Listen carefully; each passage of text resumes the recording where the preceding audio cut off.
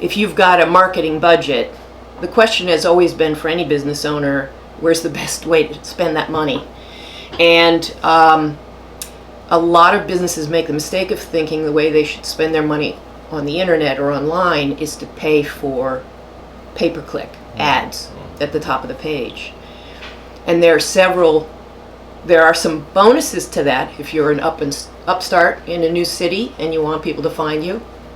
And the demographic of people that click on ads are the type of people you want, then paid ads offers you something. The problem is I see paid ads as any other ad. It's temporary, and as long as you're putting money in it, it will continue to give you some results, but as soon as you stop, those results stop. And a lot of people make the mistake of developing their landing page and putting it online and then saying, I need to throw money at this to get it to come up.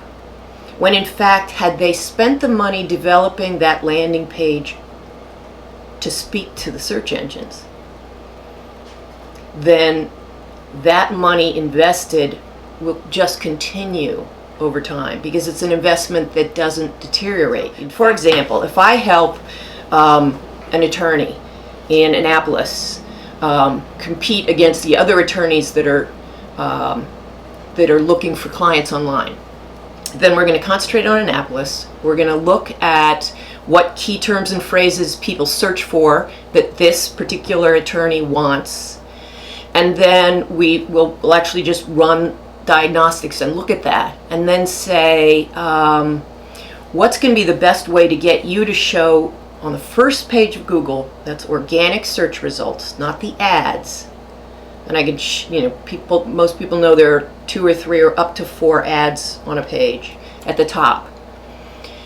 But if I were searching for an attorney in a new city, I wouldn't click on an ad because that says to me that that attorney spent money on an ad, but it doesn't say anything about their credibility. But if they show up in organic search on the first page of Google, then I assume they have credibility. I assume they have relevance, that they have authority, because Google chose them. Google has decides for us who is the most relevant, the most important, and the best answer to your query. And 93% of us never go past the first page of Google. Getting on the first page is all about who your competition is, where your market is, and who else is trying to be found for those same search terms. Right. So it's really across. There's a huge range of how difficult or how easy it is to get on page 1. The truth is, though, that the majority of businesses have made the mistake of thinking all they need to do is develop a website, and that they don't need to do more interviewing than that. They just pay someone to build them a website. And if that website is, as most common websites are, designed on a template, it's not going to be set up to do well in search. It's going to be handicapped.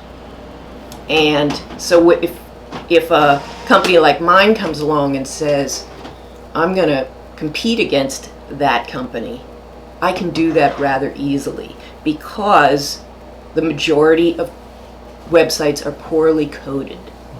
And Google wants clean code. It's got a lot of work to do to go out and get answers to its queries, and so it wants to understand who you are and what you do in a very short period of time. But if you're saying hamburgers, Easton, Maryland. Yeah. So your competition presumably Chili's. is for the best local burger place. Oh, okay.